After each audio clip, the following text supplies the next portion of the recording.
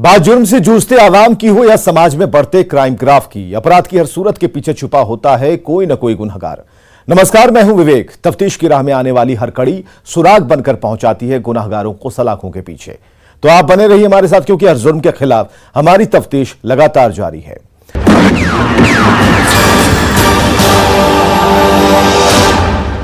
कहते हैं मां बाप के लिए उसकी संतान ही सब कुछ होती है, पर किसी की नाबालिग बेटी पिछले 14 दिन से अपहरणकर्ताओं के पास हो तो उस मां पर क्या गुजरती होगी, और इसका अंदाजा आप लगा सकते हैं। भागलपुर से आई इस रिपोर्ट को देखिए।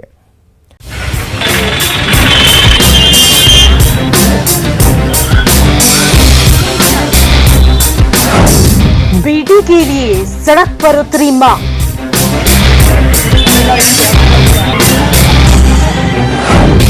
पुलिस नहीं सुन रही फरियाद।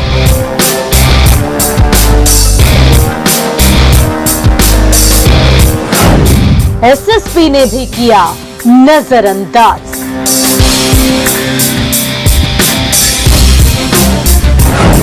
पूजा का अब तक नहीं मिला सुराग।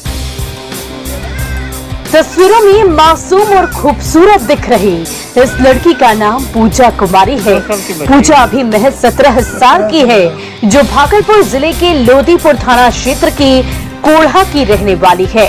लेकिन इसकी खूबसूरती को किसी की बुरी नजर लग गई और ये अचानक 17 जनवरी को गायब हो गए, जिसके बाद से परिजनों की परेशानी बढ़ गई है।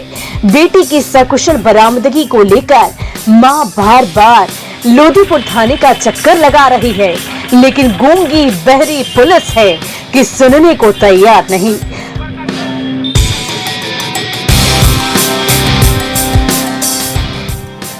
परिवार वालों पर एक एक दिन भारी पड़ रहा है।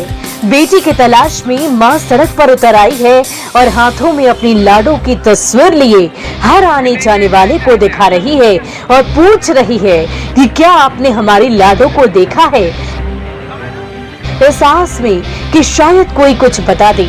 लेकिन अफसोस कि इस जंग में लाचार और दुखियारी मां को निराशा ही हाथ लगी। थक हार कर मां जब अपनी गुहार को लेकर एसएसपी दफ्तर पहुंची, इस उम्मीद के साथ कि शायद वहां उसकी फरियाद सुन ली जाएगी, लेकिन वहां भी उसे धुतकार ही मिला। जिले के एसएसपी ने मिलना तक मुनासिब नहीं समझा। इस बाबत जब न्यूज 18 ने सवाल पूछा तो एसएसपी ने कैमरे के सामने बोलने से इनकार कर दिया, लेकिन ऑफ द कैमरा यह जरूर बोला कि हमें इस मामले की जानकारी नहीं है। इससे आप अंदाजा लगा सकते हैं कि जिले में कितनी अंधेर गर्दी है, जहां ना किसी का दर्द दिख रहा है और ना ही परेशानी दिख रही है। भगवान ही मालिक है। किनको खोज रहे हैं? 17 तारीख को मेरा बेटी खो गया। अच्छा, खोज रहे हैं, हम पूछ रहे हैं। अभी तक कोई कुछ बताया? कुछ बताइए न रहा है। 17 तारीख से थानों भी जा रहे हैं, थानों भी कोई कुछ बताइए न कर रहा है। अच्छा, यहाँ पे पूछ रहे हैं आप लोग? पूछ रहे हैं, बस उसके बता दे, कुछ बता दे। 17 तारीख को सर 6:30 बजे यहाँ से निपटा हुआ है। घर से वो आया, 3 आदमी गेट से ढकढकाया, उसको लेके चल गया। और 17 तारीख से परेशान है पूरा। जहाँ जहाँ था अपना एरिया तो पूरा खोज लिया, अभी नहीं मिल रहा है। कौन ले गया? उत्तम दास। पुलिस के पास गया क्या? पुलिस तो बोल रहा है कि उसके छानबीन में हम लगे हैं। अभी तक अभी कुछ नहीं, अभी हमको पता नहीं चल रहा है। आप लोग को क्या लग रहा है, पुलिस कुछ की है? पुलिस तो किया है, वही तो थोड़ा देते कागज इधर उधर किया है, और कहाँ कुछ कर रहा है। उसका कोई स्थिति नहीं है। बच्चा जीवित है या मृत है, उसका कोई पता नहीं है। पुलिस की ओर से पुलिस की ओर से कोई मदद नहीं मिल रहा है अभी तक। क्या होना चाहिए था? होने चाहिए, ये तो प्रशासन की जवाबदेही है कि हमारी बच्ची अगर खो गई है तो उनकी जवाबदेही है कि अब तक मेरा बच्चा बरामद होना चाहिए। हम लोग तो परेशान है, पूरे गांव वाले सभी लोग परेशान हैं। आज तक मेरा बच्चा अभी तक उपलब्ध नहीं हुआ। परिजनों ने इसकी शिकायत थाना से लेकर एसएसपी तक की, पर कार्रवाई नहीं हुई। उनकी बेटी का कोई सुराग नहीं मिला। अब परिजन अपनी टूटी हिम्मत को लेकर दर दर भटक रहे हैं और आरोप लगा रहे हैं कि पास के गांव जिच्छो का रहने वाला उत्तम कुमार दास उनकी बेटी को जबरन घर से उठाकर फरार हो गया है। इस बात में कितनी सच्चाई है ये तो पुलिसिया जांच के बाद ही पता चलेगा, लेकिन पुलिस है कि जांच करने को तैयार ही नहीं है। वरीय पुलिस अधीक्षक बाबूराम के आने के बाद लोगों में आस जगी थी कि उनके साथ न्याय होगा, लेकिन लाचार मां के साथ पुलिस अभी तक इंसाफ नहीं कर पाई है। अब सवाल ये है कि क्या पूजा कुमारी को किसी ने किडनैप किया है? क्या पूजा प्रेम प्रसंग में उत्तम के साथ भाग गई है? अगर नहीं तो पिछले 17 दिनों से पूजा कहां है? लोधीपुर थाने की पुलिस क्यों लापरवाह बनी है? जिले के एसएसपी ने क्यों नहीं संज्ञान लिया? पूजा कुमारी की सकुशल बरामदगी आखिर कब होगी? न्यूज़ 18 के लिए भागलपुर से आशीष रंजन की रिपोर्ट। किशनगंज में आशिकी में एक बेगम ने अपने आशिक के साथ मिलकर एक ऐसी घिनौनी साजिश रची थी जिसमें उसके शौहर की बाल बाल जान बच गई, जिसके बाद बेवफा बेगम और यार दोनों जेल की सेल में पहुंच गए।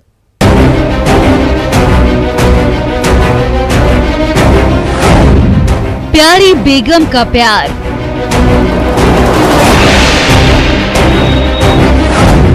शौहर पर चाकू से वार,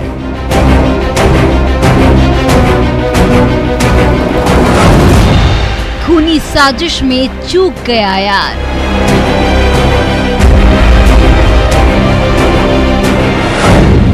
बच गई जान शौहर अनवर की।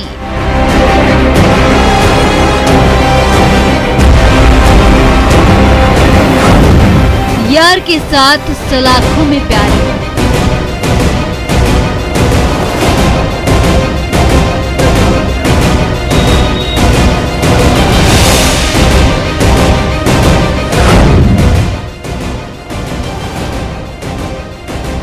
तस्वीरों में लाल जोड़े में घूंघट लिए बैठी ये महिला देखने में जितनी खूबसूरत और मासूम है, कहीं उससे ज्यादा खतरनाक इसके चेहरे के पीछे की सच्चाई है, जिसकी दास्तान जानकर आप भी दांतों तले उंगली दबाने को मजबूर हो जाएंगे।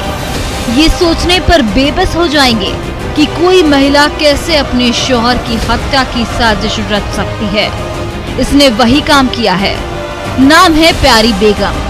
नाम के मुताबिक ही ये प्यार बांटने के चक्कर में अपने आशिक के साथ मिलकर अपने ही शौहर की हत्या की साजिश रच डाली और धोखे से फोन कर अपने शौहर को 27 जनवरी की शाम दारुल उलूम चौक पर बुलाया और वहां अपने साथ उसे लेकर स्टेडियम गई, जहां पहले से उसका आशिक चाकू लेकर बैठा था।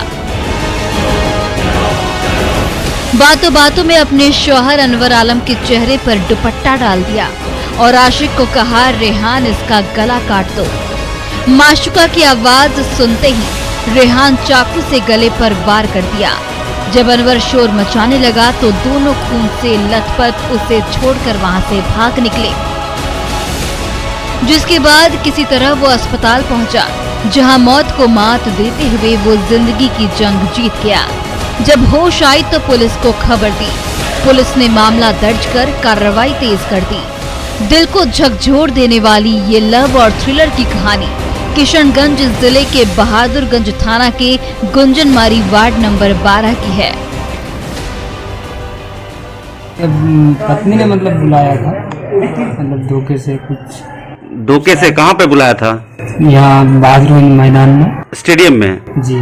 उसके बाद फिर उसके बाद मतलब ये हुआ कि ऐसा लगा कि दुपट्टा, मतलब अपने दुपट्टा आँख में डाल के कुछ आवाज आया उसमें कि रेहान इसका गला काटो। ओ, तो रेहान कौन है? जी वो कह नहीं पाएंगे, शायद इसका मतलब कोई लगेगा, कोई प्रेमी वेमी है। उसके द्वारा आपका हत्या कराने की कोशिश की गई? जी। तो उसमें अल्लाह उल्लाह करके मैंने किसी तरह मतलब चुरा के भागे। इस लव के लफड़े और खूनी साजिश से बचने के लिए प्यारी बेगम ने वो सारे पैतरे इजाद किए जो एक पेशेवर अपराधी पुलिस से बचने के लिए करता है।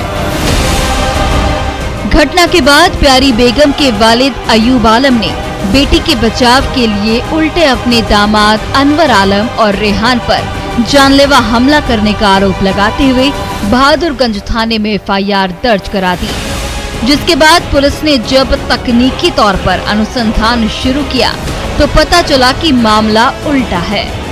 प्यारी बेगम ने ही अपने शौहर की हत्या की साजिश रची थी वो भी अपने प्रेमी रेहान के साथ मिलकर। उसके बाद पुलिस ने दोनों को गिरफ्तार कर लिया। पुलिस कस्टडी में खड़ी यही प्यारी बेगम है और यही आशिक रेहान है। यही वो धारदार चाकू है जिससे अनवर का गला काटा गया था। फिलहाल अनवर की हालत ठीक है। ये ना 27/1/2022 में आए हैं। अभी पहले से अच्छा ये है। मैंने ये बात कर पा रहे हैं, सारा चीज कर पा रहे हैं। कर रहे हैं। जब आए थे तो क्या बेहोशी हालत में थे पूरी? बेहोशी हालत में ही थे। हाँ, तो अब लेकिन बात कर पा रहे हैं। अब बात कर पा रहे हैं। अब घूम भी रहे हैं, सब कुछ कर रहे हैं। लेकिन जिस तरह से प्यारी बेगम ने अपने शौहर के साथ बेवफाई करते हुए आशिक के साथ मिलकर हत्या की साजिश रची थी, वो बेहद खौफनाक और डरावना था। शुक्र है कि अनवर की जान बच गई, नहीं तो मंजर कुछ और ही देखने को मिलता। दोनों ने बड़ा अपराध किया है, इसकी सजा तो इन्हें मिलनी ही चाहिए। न्यूज़ 18 के लिए किशनगंज से आशीष के साथ ब्यूरो रिपोर्ट।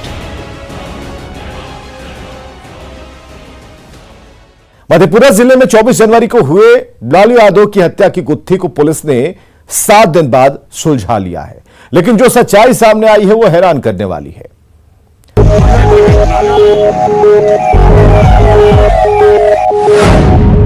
मुखिया हत्याकांड का खुला राज।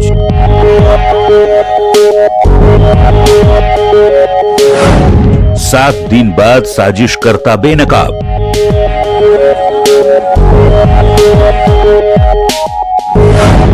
$2.5 लाख में हुआ था मौत का सौदा।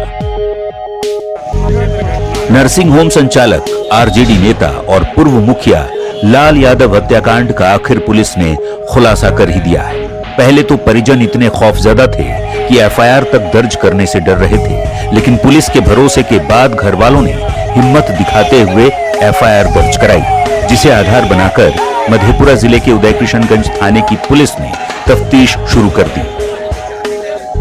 बारीकी से हत्या के पीछे की वजहों को टटालने की कोशिश की गई। 7 दिनों बाद जब पुलिस ने खुलासा किया तो हैरान करने वाली सच्चाई सामने आई, जो सलाखों की सुरक्षा पर सवाल खड़े कर रही है, क्योंकि लाल यादव की हत्या की साजिश उस चहारदीवारी के भीतर से रची गई थी, जहां जाने के बाद बड़े अपराधियों की हिम्मत जवाब दे देती है। परिंदा भी पर मारने से पहले 100 बार नहीं 1000 बार सोचता है। जी हां, जेल की सेल से हत्या की साजिश रची गई थी। पुलिस बड़ी मशक्कत करके उसको गिरफ्तार करके जेल में डाली थी और कुछ दिनों के लिए उसका जेल से स्थानांतरण भी कराया गया था। इधर कुछ दिनों से वो पुनः उदय किशनगंज जेल में आ गए हैं और अजीत मेहता उसका बड़ा ही करीबी शागिर्द है। वो हर काम करने के पहले वो विक्की मेहता से जरूर सलाह मशवरा करता है, तभी वो घटना, ये हम लोग का अनुसंधान में जो बातें आई है वो मैं आपको बता रहा हूँ। इस घटना में भी विक्की मेहता के लिए भी जो मुखिया जी थे, जो मृतक हैं इस कांड में, वो भी उनके रास्ते के लिए घोड़ा के रूप में थे। तो दोनों ने मिलकर के साजिश करके प्लानिंग करके इनकी हत्या करवाई है। सुन लिया आपने, जिले का कुख्यात विक्की मेहता ने जेल से लाल यादव की हत्या की साजिश रची थी। बताया जाता है कि हत्या को अंजाम देने वाला आरोपी अजीत मेहता और लाल यादव के साथ पुरानी दुश्मनी चल रही थी। अजीत का गांव की ही एक महिला से प्रेम संबंध था, जिसका लाल यादव अक्सर विरोध किया करता था। इस बारे में थाने में शिकायत भी दर्ज कराई गई थी। अजीत मेहता बीते कई महीनों से लाल यादव को अपने रास्ते से हटाने के लिए उसकी हत्या की साजिश रच रहा था। इसके लिए अजीत ने सियाराम मेहता सहित कुछ अपराधियों को लाल यादव की हत्या की सुपारी दे रखी थी, लेकिन पैसे को लेकर डील डन नहीं हो पा रहा था। इसी बीच जेल में बंद कुख्यात विक्की मेहता की एंट्री हुई। उसके बाद 2.5 लाख रुपए में डील डन हुआ। विक्की मेहता ने शूटरों से संपर्क किया और 24 जनवरी को शूटर्स ने दिन दहाड़े गोली मारकर लाल यादव को मौत के घाट उतार दिया। पुलिस ने कार्रवाई करते हुए दोनों शूटर्स को गिरफ्तार कर लिया है। पुलिस कस्टडी में खड़े यही वो दोनों शूटर हैं जिनके पास से एक देसी कट्टा और 2 जिंदा कारतूस जब्त किया गया है। ब्रेक के बाद एक बार फिर से आपका स्वागत है।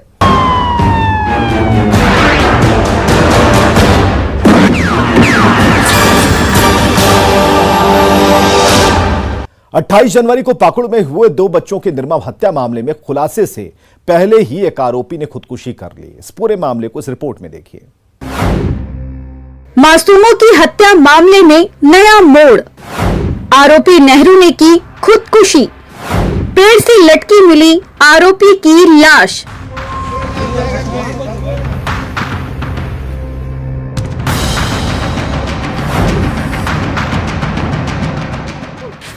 जनवरी को पाकुड़ जिले के आमड़ापाड़ा थाना क्षेत्र के अंबाडीहा गांव के माझी टोला में हुए 2 मासूमों की निर्मम हत्या मामले की गुत्थी अभी सुलझी भी नहीं थी कि एक आरोपी ने पेड़ से लटक कर खुदकुशी कर ली है, जिसकी लाश अंबाडीहा जंगल के पेड़ से लटकी हुई मिली है, जिसके बाद से सनसनी फैल गई है। जिस आरोपी ने आत्महत्या की है उसका नाम नेहरू है। बताया जाता है कि इसी ने आपसी रंजिश में 28 जनवरी को प्रेम मरांडी के 10 साल की पुत्री मर्शिला मरांडी और 8 साल के पुत्र बाबूलाल मरांडी की हत्या कर दी थी, वो भी बेहद ही निर्मम तरीके से। इस शैतान ने हत्या के बाद दोनों की आंखें फोड़ दी थी। तस्वीरें इतनी भयावह और डरावनी है कि उसे हम नहीं दिखा सकते।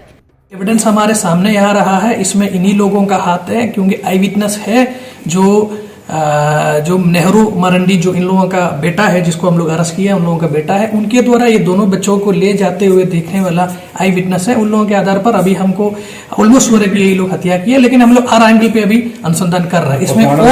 इसमें और किसी का भी इन्वॉल्वमेंट है, उस पर भी अभी हम लोग इन्वेस्टिगेशन कर रहे हैं। और साथ में बॉडी का पोस्टमार्टम करवाने के लिए हम लोग एक मेडिकल बोर्ड का भी गठन किया, उसका फोटोग्राफी भी हो रहा है। पोस्टमार्टम में फर्स्ट एनालिसिस में यही है कि बच्ची का आउटर वजेनल कोई इंजरी नहीं है, लेकिन रेप हुआ है नहीं हुआ इसके लिए और थोड़ा डिटेल्ड एनालिसिस। आरोपी मृतक नेहरू उर्फ तुर्का पास के ही प्रधान मरांडी का बेटा था। हत्या के बाद पुलिस सरगर्मी से आरोपी को तलाश रही थी। इसी बीच 31 जनवरी को अंबाडीहा जंगल में पेड़ से लटकती हुई उसकी लाश मिली, जिसके बाद बात जंगल की आग की तरफ फैल गई।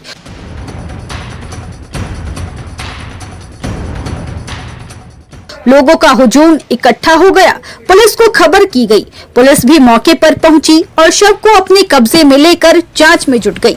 इस तरह आरोपी ने खुलासे और गिरफ्तारी से पहले ही खुद से ही अपनी जीवन लीला खत्म कर ली है।